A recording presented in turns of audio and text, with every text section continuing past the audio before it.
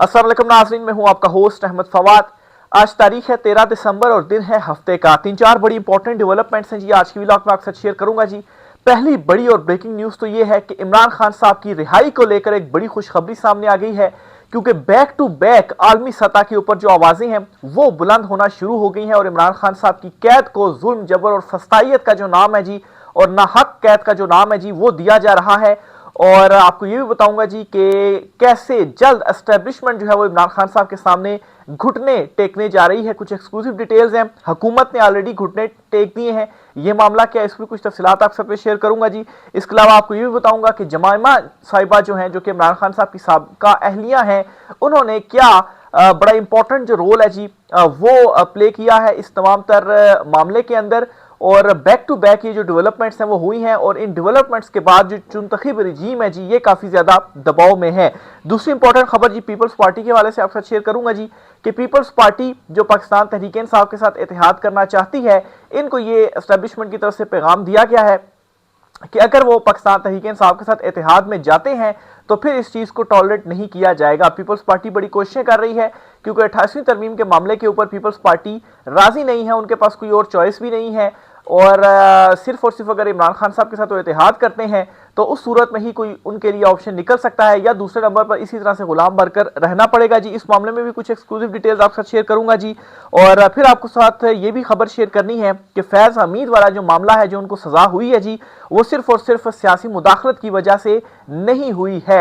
ये क्या माजरा है जी, इस पर भी कुछ तफसीलात आपके साथ में शेयर करूंगा, क्योंकि बयानिया तो ये बनाया गया था या प्रोपेगेंडा ये किया गया था जी कि बड़ी सियासी मुदाखलत और इमरान खान साहब के साथ मिलकर बहुत कुछ फैज हमीद साहब ने जो है वो किया। बहरहाल ये बयानिया भी पिट गया है और अब ये कहने के ऊपर वो मजबूर हो गए हैं जी कि ये सियासी मुदाखलत की वजह से नहीं था, ये कुछ और मामला था। इस पर भी कुछ तफसीलात आपके साथ मैंने शेयर करनी है जी। और आखिरी कार्ड जो है वो एस्टेब्लिशमेंट का वो भी खत्म हो गया है। ये मामला क्या है, इमरान खान साहब के अगेंस्ट आखिरी कार्ड खत्म हुआ है, इस पर भी कुछ तफसीलात हैं, वो भी आपके साथ में शेयर करूंगा। सबसे पहली जो बड़ी ब्रेकिंग न्यूज आपके साथ शेयर करनी है जी, वो इमरान खान साहब की रिहाई के हवाले से है। बैक टू बैक आलमी सतह के ऊपर जो आवाजें हैं वो बुलंद होना शुरू हो गई हैं। मैं ये चीज़ वाजे करता चलूँ कि गुज़श्ता 2 साल तकरीबन हो गया इमरान खान साहब को जेल में डाला हुआ है। जुल्म जबर फस्तायत के हवाले से आलमी सतह के ऊपर कोई उस तरह से जो आवाज़ है वो सामने नहीं आई, लेकिन अब जो है ये अचानक से चीज़ें जो है वो तब्दील होना शुरू हुई हैं। जमाइमा खान साहबा की भी कुछ कोशिशें हैं, लेकिन 4 आलमी आवाज़ें जो है वो बुलंद हुई हैं, और इनमें एक आवाज़ और सबसे बड़ी जो आवाज़ है वो यूएन की है। और यूएन ने बाकायदा तौर पर इमरान खान साहब की जो कैद है जी, इसको जुल्म जबर और टॉर्चर जो है वो करार दिया है। और अगर इमरान खान साहब ये जो प्रेशर है वो इसी तरह से बढ़ता रहा और इमरान खान साहब की सिर्फ मुलाकातें ही बहाल हो जाती है ना, तो ये जो चुनतखीब रजीम है ना, ये सिर्फ और सिर्फ इमरान खान साहब की एक ट्वीट जो है वो भी बर्दाश्त नहीं कर सकती। इसी वजह से खान साहब को कहते तन्हाई में डाला हुआ है। पहले तो आपको बताता हूं जी कि जो आवाजें बुलंद हुई हैं उनमें कौन कौन है जी। पहले मैरियो नोफेल हैं जी, फिर उसके बाद जॉर्ज गालवे हैं, फिर जेरमी गोरबन है, फिर उसके बाद जमाइमा खान साहबा ने, वो तो खैर मुसलसल आवाज़ उठा रही हैं। और अब अक़वाम मुत्तहिदा की खुसूसी जो नुमाइंदा हैं जी, एलिस जिल, इनकी जानिब से इमरान खान साहब की कैद तन्हाई ख़त्म करने का जो मुतालबा है वो किया गया है। जो एक उनकी जो तरफ से जो स्टेटमेंट या जो रिपोर्ट है वो सामने आई है, उसमें क्या कहा गया है जी, उसमें ये चूँकि अक़वाम मुत्तहिदा की नुमाइंदा खुसूसी हैं बराए तशद्दुद, तो इन्होंने ये कहा है जी कि 26 सितंबर 2023 को डयाला जेल इमरान रावलपिंडी मुंतकिल किए जाने के बाद से इमरान खान को तवील अरसे तक तन्हाई में रखा गया, जहां वो रोजाना 23 घंटे अपनी कोठरी में मुकीद रहते हैं और बैरूनी दुनिया तक इनकी रसाई इंतहाई महदूद है। तो ये जी उनकी जानिब से इंपॉर्टेंट जो स्टेटमेंट है वो सामने आई है। फिर इसके अलावा जी उन्होंने ये भी कहा है कि इमरान खान को कोठरी मुसलसल कैमरे की निगरानी में होने की भी इतलात हैं। बैनुल-अक़वामी इंसानी हकूक़ के कानून के तहत तवील या गैर मुअय्यना तन्हाई की सज़ा ममनू है, और अगर ये 15 दिन से बढ़ जाए तो ये नफ्सियाती तशद्दुद की एक शक्ल बन जाती है। अक़वाम मुत्तहिदा की ख़ुसूसी नुमाइंदा बराए तशद्दुद एलिस जिल जो है उनकी जानिब से स्टेटमेंट दी गई है, यानी कि अक़वाम मुत्तहिदा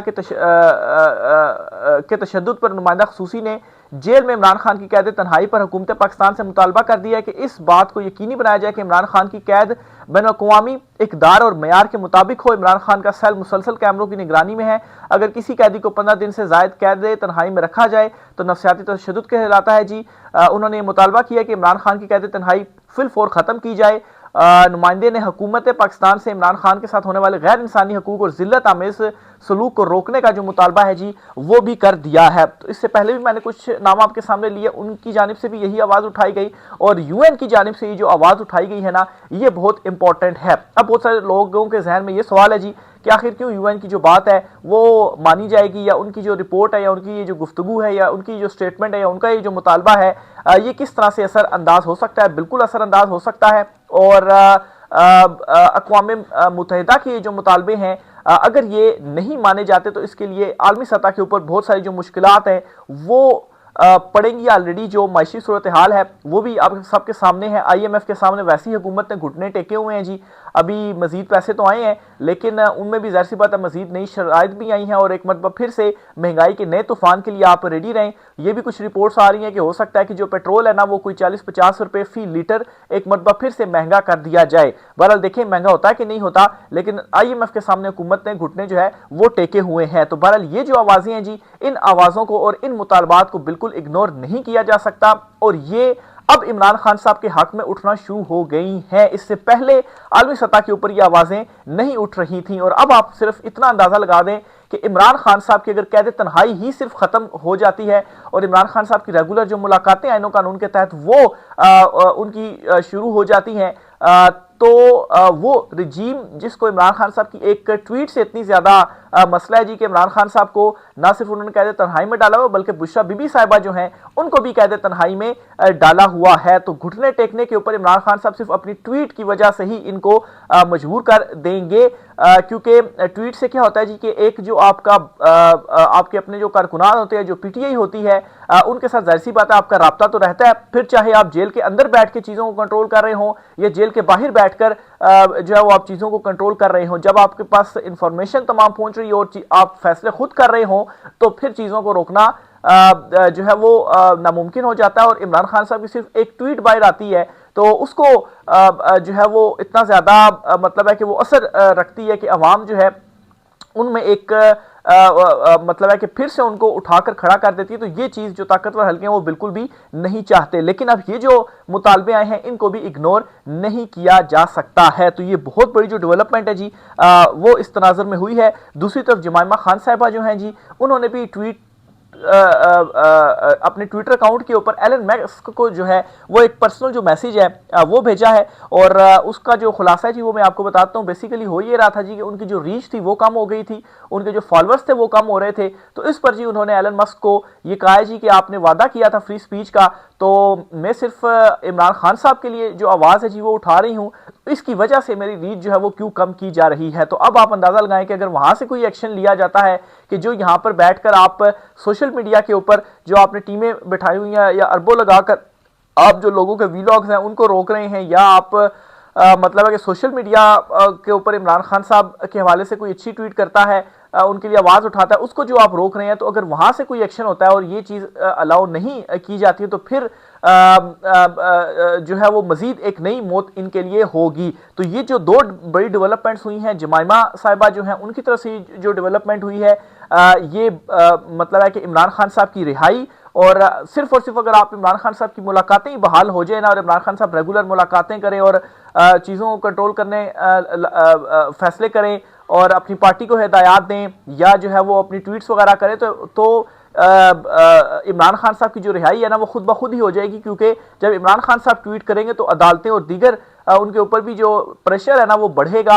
और आखिर कैसे इमरान खान साहब के जो केसेस हैं उनके फैसले क्यों रोके हुए हैं, ये हो ही नहीं सकता कि इमरान खान साहब के केसेस फिर रुक जाएं। इमरान खान साहब के केसेस के जो फैसले हैं जी वो फिर करने ही पड़ेंगे और उसके नतीजे में जो रिहाई है वो मिलनी ही है इमरान खान साहब को, क्योंकि ये बज़ाहिर जाली जो एक मतलब है कि इनका सारे का सारा जो ट्रायल है वो आप देख लें, ये साफ और शफाफ ट्रायल हो तो इमरान खान साहब की जो रिहाई है वो बनती है। बहरहाल दूसरी तरफ ये जो एक कार्ड था ना जनरल टाइड फैज हमीद वाला, जो कितने अरसे से सीने से लगा के रखा हुआ था कि उनको सजा होगी और वो इमरान खान साहब के खिलाफ गवाही देंगे और इमरान खान साहब को मिलिट्री ट्रायल होगा, तो मसला ये है जी कि इमरान खान साहब को चाहे वो अडयाला जेल के अंदर रहे या चाहे वो मिलिट्री कैद में रहे, असल में है तो वो कैद में ही ना, तो वो किस केस में कैद में होते हैं इससे फिर कोई फर्क नहीं पड़ता। आप मतलब है कि बुनियादी तौर पर यह कार्ड रखा गया था इमरान खान साहब के ऊपर मजीद दबाव डालने के लिए कि देखिए हमारे ऊपर पास जो मजीद गवाहियां हैं वो भी हैं, तो इससे भी कोई जो फर्क है वो नहीं पड़ने वाला। एक मैं छोटी सी तहरीर भी आप सामने इस हवाले से रखना चाहता हूं जी। फैज हमीद का कोर्ट मार्शल होना या ना होना हमारे लिए बेमानी है। इमरान खान को इसमें मुलवस किया जाए या ना किया जाए कोई फर्क नहीं पड़ता। इमरान खान अब डील कर लेने या इस मुल्क में हकीकी आज़ादी आ जाने तक कैद में ही है। अब इस कैद के मुकदमे की नोयत इद्दत में निकाह जैसा केस हो या फिर फौज में बगावत, जो मर्जी रख लें कोई फर्क नहीं पड़ता। डील इमरान खान ने करनी नहीं, यानी हकीकी आज़ादी के अलावा कोई रास्ता नहीं है। तो नोयत क्या होती है जी, इससे अब कोई फर्क नहीं पड़ता, क्योंकि दूसरी तरफ तो यही है ना जी कि इमरान खान साहब को कैद में रखना है, तो वो इस केस में रखें, उस केस में रखें, जिस मर्जी केस में जो है वो रखें, इमरान खान साहब ने कोई जो डील है वो करनी नहीं है। पीपल्स पार्टी से जी एस्टेब्लिशमेंट नाखुश है, और इस हवाले से बल्कि नजम सेठी जो हैं जी वो बड़े, उनके हवाले से ख्याल किया जाता है कि एस्टेब्लिशमेंट के बड़े करीबी हैं जी। उन्होंने जी एक अपने जो टीवी चैनल में वो अपना प्रोग्राम करते हैं उसमें उन्होंने ये गुफ्तगू की है जी कि एस्टेब्लिशमेंट पीपल्स पार्टी से खुश नहीं है। 18वीं तरमीम और NFC अवार्ड पर इख्तलाफात मौजूद हैं। बिलावल जरदारी कहते रहते हैं कि हम ये नहीं होने देंगे, यानी कि तरमीम नहीं होने देंगे। तो वहां से जवाब आता है कि देखी जाएगी ऐसी की तैसी। तो पीपल्स पार्टी को भी जी ये पैगाम पहुंचा दिया गया है कि अगर आप 28वीं तरमीम में कुछ रखना डालने की कोशिश करते हैं तो आपकी ऐसी की तैसी, और अगर आप ये सोचते हैं जी कि हम PTA के साथ कोई इत्तेहाद कर लेंगे और कुछ टफ टाइम दे देंगे, तो उसमें भी जवाब दे दिया गया कि इस चीज़ को भी टॉलरेट जो है वो नहीं किया जाएगा। ये नजम सेठी की जानिब से कहा गया है। अब पीपल्स पार्टी क्यों ऐसा कर रही है, क्योंकि उनको मालूम है कि 28वीं तरमीम होगी तो उसमें जो हमारा एक 18वीं तरमीम वाला मामला है, NFC अवार्ड वाला मामला है या वो पानी वाला मामला है, तो ये सारी चीज़ें तो हमारे हाथ से निकल जाएंगी। और जिस तरीके से अभी नून लीग जो है वो अर्दली बन के बैठी हुई है, तो हम अभी भी अर्दली ही हैं लेकिन मुकम्मल तौर पर फिर अर्दली हो जाएंगे, तो हमारे इख्तियार में तो कोई कुछ भी फिर जो है वो नहीं रहेगा। अभी फिर सिंध के अंदर तो हमारी हुकूमत है। तो इस वजह से जी पींगे बढ़ाई जा रही थी PTA के साथ कि PTA के साथ अगर इत्तेहाद हो जाता है तो उससे क्या होगा कि एटलीस्ट हमारी अवामी सतह के ऊपर जो साख है जी वो बहाल होने में काफ़ी जो मदद है वो मिल सकेगी। लेकिन अगर कोई ये सोचता है जी कि इमरान खान साहब इनके साथ इत्तेहाद कर लेंगे तो ये उसकी गलत फहमी होगी। क्यों? क्योंकि 2024 में भी जब इंतखाबात हुए तो पीपल्स पार्टी ने इमरान खान साहब से कहा जी कि आप अपनी पार्टी का वज़ीर-ए-आज़म ले आए, हमारे साथ मिलकर हम आपके साथ मिलते हैं, तो इमरान खान साहब ने उस वक्त भी इनकार किया था। तो कोई ये समझता है कि इमरान खान साहब इनको ढील दे देंगे, तो ऐसा बिल्कुल भी नहीं है। तो पीपल्स पार्टी जो है वो इस वक्त सख्त फंसी हुई है कि फैसला क्या करे, वो आया इस तरफ हो या दूसरी तरफ हो। अगर इस तरफ वो फैसला करते हैं, ताकतवर हलकों के साथ जाते हैं तो ठीक है, अभी तो इक़्तिदार मिला हुआ है, लेकिन फिर उसके बाद जिस तरीके से मौलाना फजल रहमान को फारिग किया गया है ना, अब आप देखें ना मौलाना फजल रहमान का क्या किरदार रह गया। पहले तो उनका बंगला जो है वो बड़ा मशहूर था और उस बंगले में तरमीमों के लिए पता नहीं कितने 20-20 चक्कर एक दिन में लगते थे।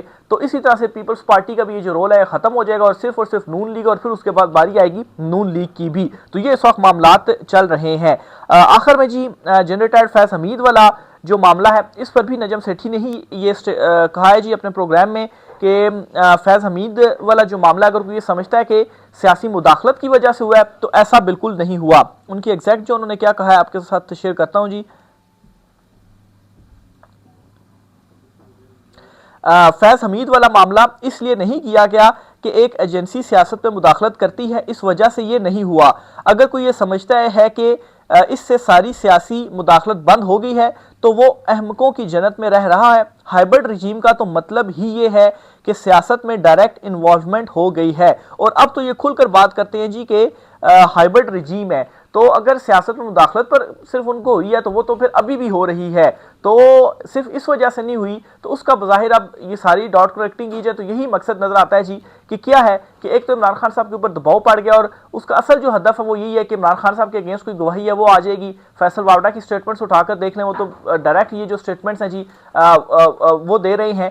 तो वही बात मैं फिर से दोहराऊंगा कि आप चाहे ये एक आखिरी कार्ड था जो कि इनका अब ख़त्म हो चुका है, ये यूज़ कर चुके हुए हैं, और ये नोयत क्या होती है इमरान खान साहब की कैद की, ये इससे अब कोई फ़र्क नहीं पड़ता है, वो जिस मर्जी केस के अंदर हो।